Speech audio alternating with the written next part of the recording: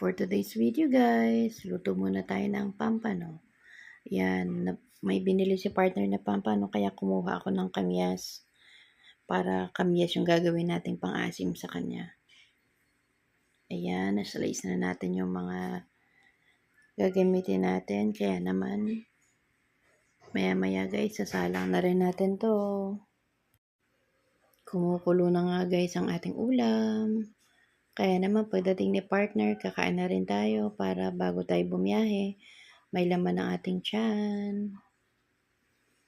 Ayan guys, kung naaamoy nyo lang yung uso kanina, ang bango-bango na maasim.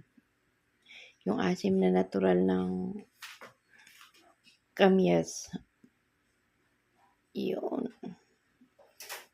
Tapos, sasabay mo uulamin yung kamyas at saka yung pampano with sabaw. Ay nako guys, napakasarap niyan. Try nyo rin yan guys, kamyas ang gawin yung pang-asim.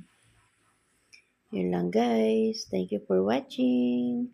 Kainan time!